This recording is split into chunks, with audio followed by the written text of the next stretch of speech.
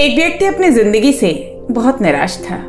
इतना निराश था कि पहाड़ पर जाकर वहां से कूदने की और आत्महत्या करने की सोच रहा था। गांव से दूर एक जंगल में एक ऊंची पहाड़ी पे पहुंचता है और जैसे ही कूदने वाला होता है, पास में ध्यान में लग रहा एक साधु ध्यान से उसको उठकर देखता है और एकदम से रुकता है और पूछता है, क्या कर रहे हो?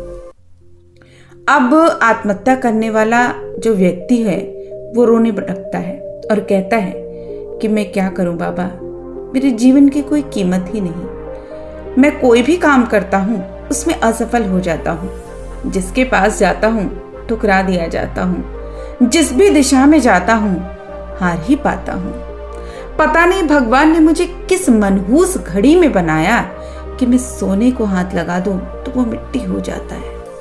सोचता हूं कि दुनिया में कितने लोगों को भगवान ने न जाने क्या क्या चीजें दी और मुझे एक भी नहीं दी। इन सब से परेशान होकर मुझे एक ही हल दिखाई देता है कि मैं अपने जीवन को समाप्त कर लूं। सारी बात सुनने के बाद साधु उस आदमी से कहता है, देख भाई, मैं तुझे मारने से नहीं रोकता, लेकिन हाँ, अगर तू मरने ही वाला है तो जाते जाते मेरा एक काम कर दे, मेरा फायदा हो जाएगा। तू तो वैसे भी मरने वाला है तो तुझे कोई नुकसान तो होने से रहा। अब आदमी सोचता है कि चूंकि मैं मरने ही वाला हूं तो क्यों नहीं साधु की सहायता कर दूं। तो कहता है, बोलो क्या कर सकता हूं मैं तुम्हारे लिए? तो साधु कहता है कि 4 गांव दूर जो नगर है ना, उसका राजा एक अजीब शौक रखता है। उसे अलग अलग प्राणियों के अलग अलग अंगों को इकट्ठा करने का शौक है। अब तक वो हर प्राणी का कोई ना कोई अंग अपने पास इकट्ठा कर चुका है। बस उसे एक इंसान के अंग की जरूरत है। मैंने सुना है कि वह इंसान की आंख के लिए 1 लाख रुपए तक दे सकता है और तुम मरने से पहले उसे अपनी आंखें बेच दो तो वो 1 लाख रुपए मुझे मिल जाएंगे। अब आदमी बड़े आश्चर्य से साधु की तरफ देखता है और सोचता है, ये साधु है या लालची? मरते हुए आदमी को बचाने की तो छोड़ो, ये उल्टा आंख ही बेचने के लिए कहता है।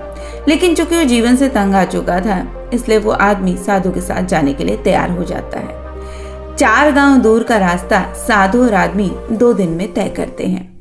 2 दिन में उस आदमी के मन में हजारों विचार आते हैं। वो सोचता है, मैं अपने आप को कितना गरीब समझता था, लेकिन देखो आज मेरी केवल आंख के लिए 1 लाख रुपए मिलने वाले हैं। अगर देखा जाए तो मेरे शरीर का एक एक अंग लाखों का होगा। अब जब वो दोनों राजा के पास पहुंचते हैं तो राजा उसे देखता है और उसे आदमी की आंखें बहुत पसंद आती है और कहता है कि तुम्हारी आंखें बड़े सुंदर हैं। मैं ऐसे ही आंखें अपने संग्रह में शामिल करना चाहता था। अब उसकी बातें सुनते ही आदमी का मन बदल जाता है। वो अपनी आंख देने से मना कर देता है। साधु उसे समझाता है, ऐसा मत करो, तुमने जब मरने की ठान ली है तो तुम्हारी आंखें भी मरेंगी, तुम्हारे हाथ भी मरेंगे, तुम्हारे शरीर का हर एक अंग मर जाएगा। तो क्या ये अच्छा नहीं होगा कि जीते जी किसी का भला हो जाए? राजा भी कहता है कि अच्छा, एक नहीं तो मैं तुम्हें 10 लाख दे दूंगा, साथ में मैं तुम्हारे कान और दांत भी खरीद लूंगा, बस अब तुम मान जाओ। अब आदमी गुस्से से भर जाता और कहता है, पाप लगेगा आपको, किसी मरते हुए आदमी को बचाने के बजाय उसका फायदा उठाना चाहते हो। तो साधु से कहता है, तुम तो कहते थे कि तुम निर्धन हो, मनहूस हो, भगवान ने तुम्हें कुछ भी कीमती वस्तु नहीं दी। बस यही कारण है मैं तुम्हें प्रवचन देने के बजाय यहाँ ले आया, ताकि तुम खुद इस बात को समझ सको कि भगवान ने तुम्हें अनगिनत अमूल्य वस्तुएं दी हैं। बस तुम उनको अनदेखा कर देते हो, फिर अपने आप को दुखी कर लेते हो। अंधा व्यक्ति शिकायत करे कि भगवान तूने मुझे अंधधनुष क्यों नहीं दिखाया, मुझे रोशनी नहीं दी, तो सही है। बेचारा शिकायत करता है तो समझ में आता है। बहरा शिकायत करे कि मुझे नदी की खड़खड़ाहट और चिड़ियों की चहचहाहट नहीं सुनाई दी, तो ठीक है, क्योंकि बहरा अगर अपनी बात बताने के लिए रोए भी तो सही लगता है। लेकिन जिसके पास सब कुछ है और इसके बावजूद भी वो रो रहा है, तो वो अपना नहीं भगवान का अपमान कर रहा है।